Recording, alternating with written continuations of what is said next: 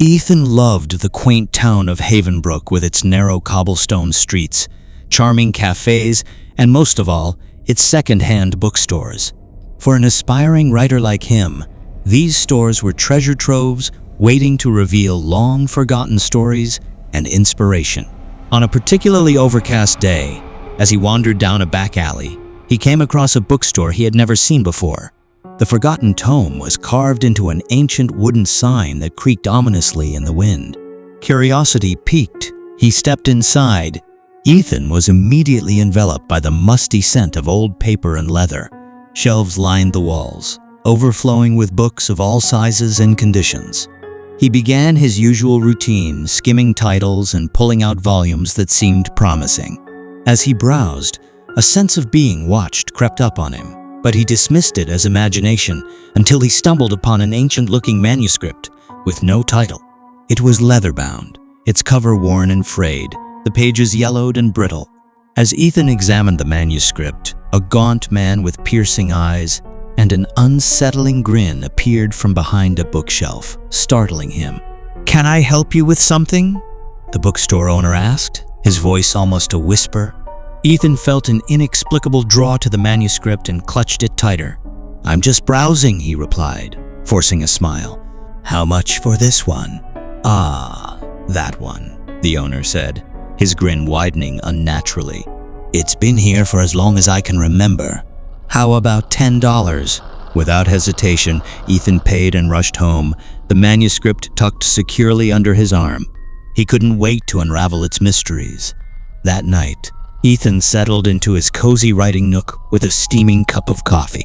The manuscript lay open before him, exuding an eerie glow under the dim light of his desk lamp. As he began to read, he was immediately sucked into a world of darkness and despair. The story revolved around an isolated village cursed by a malevolent entity that fed on the villagers' deepest fears.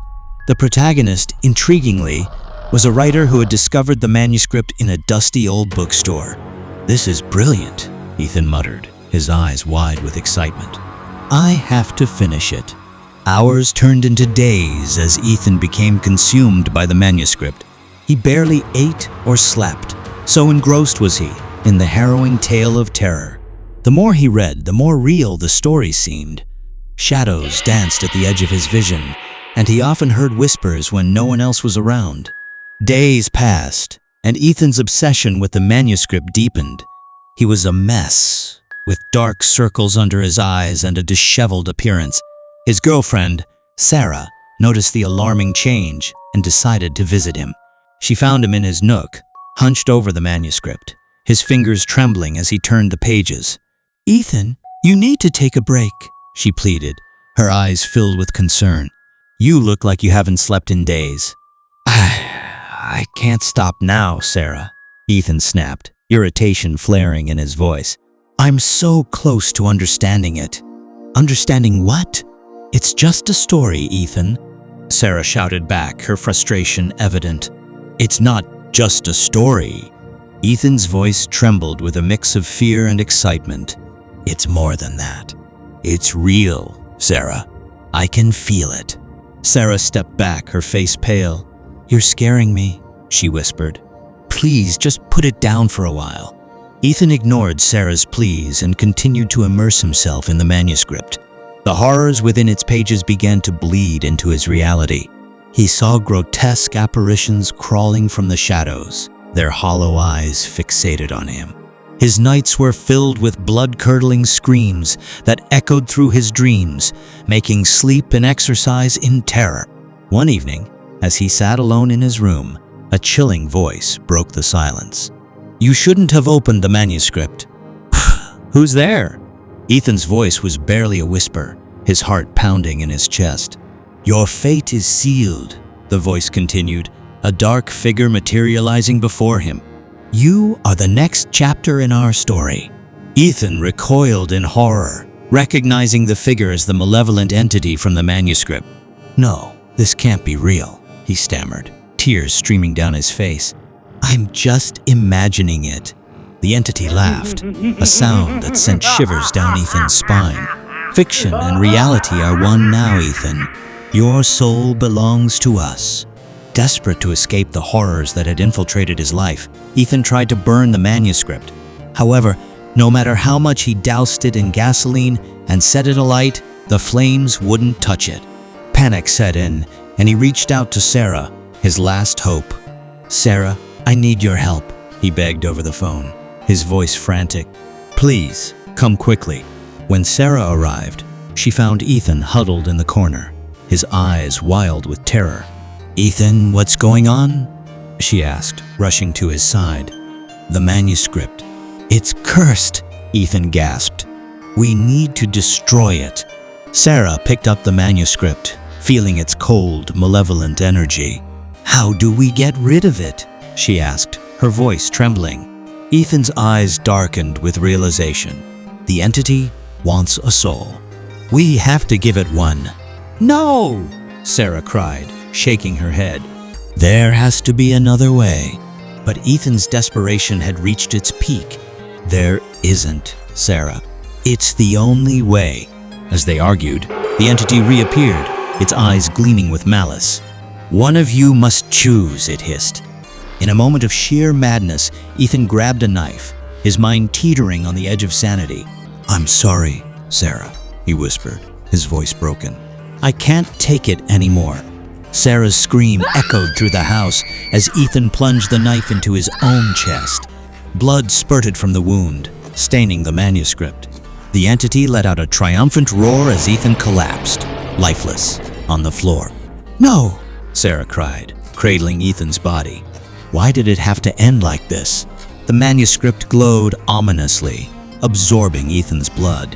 The entity vanished, leaving behind an eerie silence.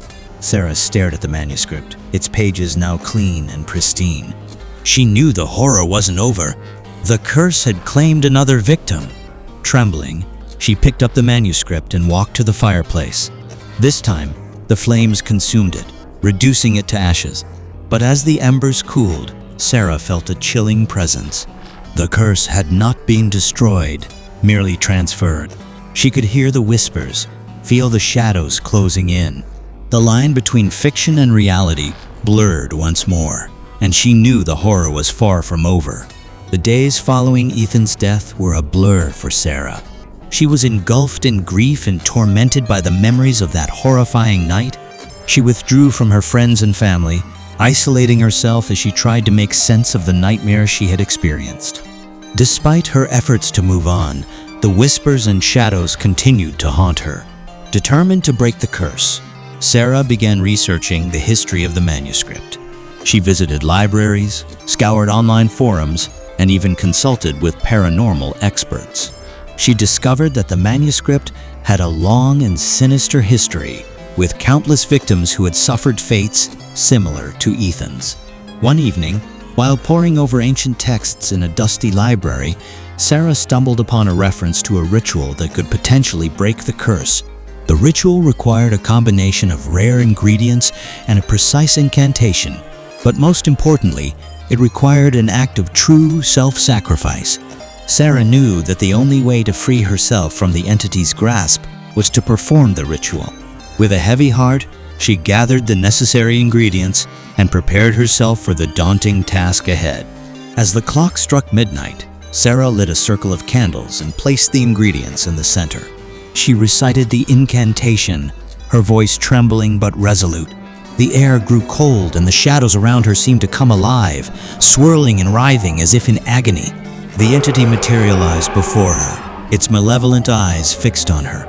"You cannot escape," it hissed. "Your soul is mine." Sarah's heart pounded, but she stood her ground. "I offer you my life," she declared, her voice steady. "In exchange, you must release all the souls you have trapped." The entity laughed, a chilling sound that echoed through the room. "You think you can bargain with me?" It sneered. "You are nothing." Sarah's resolve wavered, but she knew she had no choice. She closed her eyes and took a deep breath, summoning all her courage. "I am not afraid of you," she said firmly. "You may take my soul, but you will never break my spirit."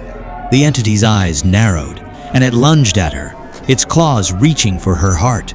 Sarah braced herself, But just as the claws were about to pierce her flesh, a blinding light erupted from the circle of candles.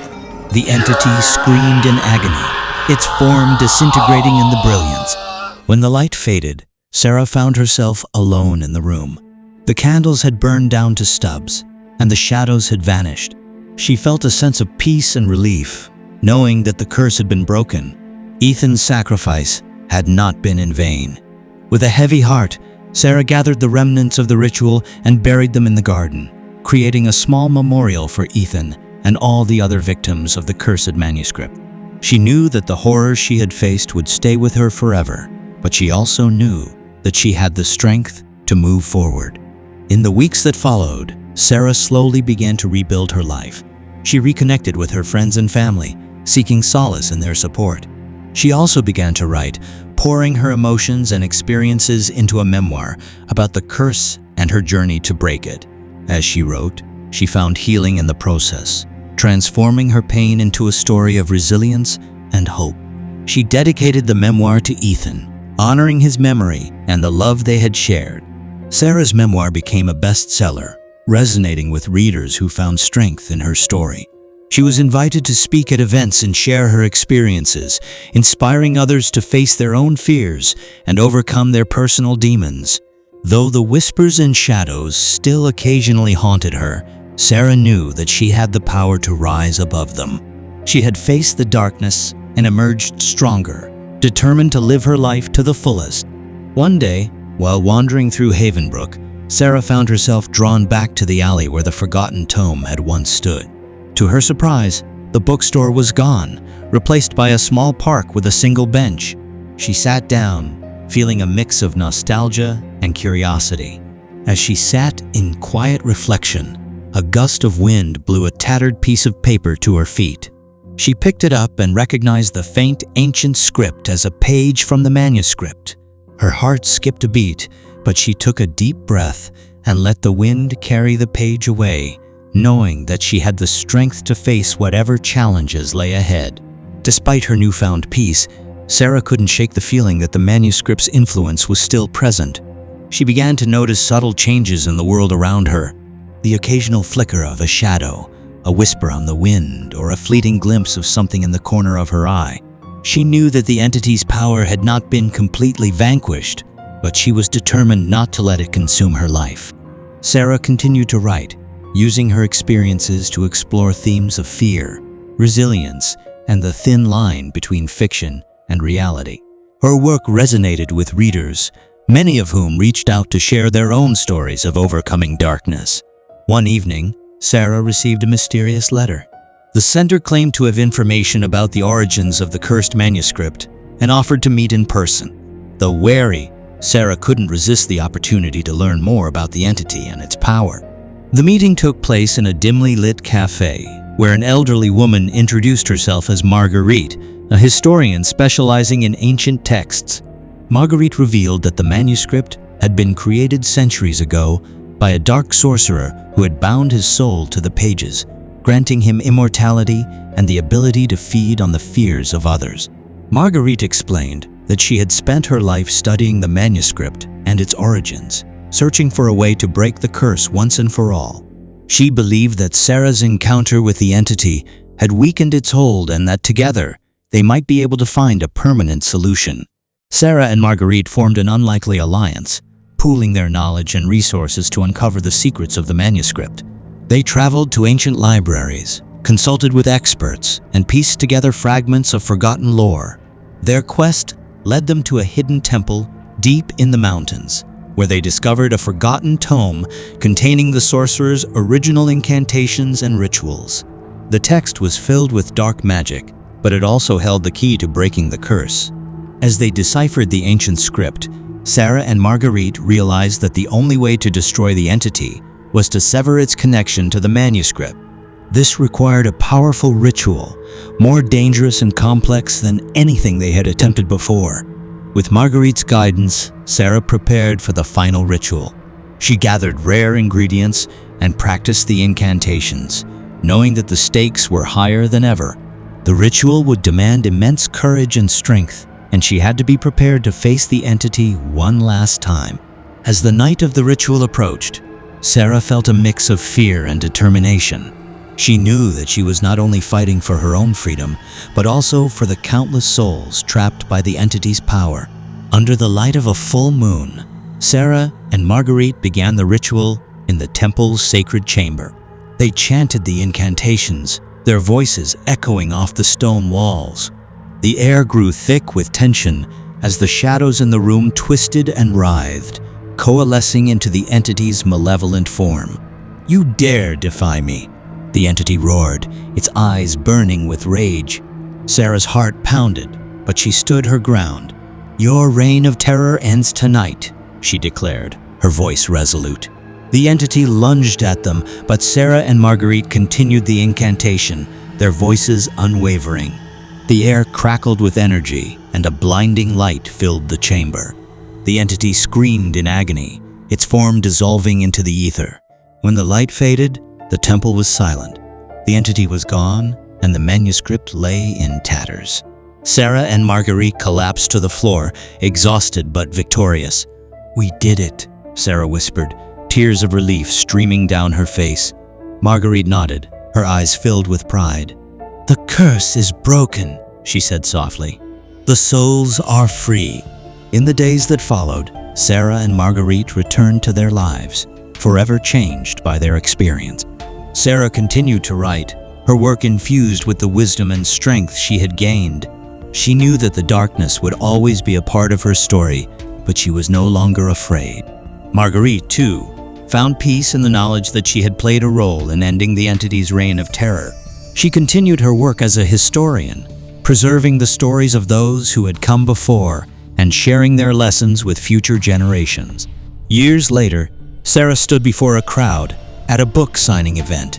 Her latest work, a novel inspired by her journey, had become a bestseller. As she signed copies for her readers, she felt a sense of fulfillment and purpose. She had faced the darkness and emerged stronger, determined to live her life to the fullest. As the event came to a close, a young reader approached her, a look of admiration in their eyes. "Your story has inspired me to face my own fears," they said, their voice filled with hope. Sarah smiled, her heart swelling with pride. "Thank you," she replied. "Remember, no matter how dark it gets, you have the strength to find the light." With that, Sarah knew that her journey was far from over. The legacy of the forgotten tome would live on, not as a curse, but as a testament to the resilience of the human spirit and the enduring power of hope.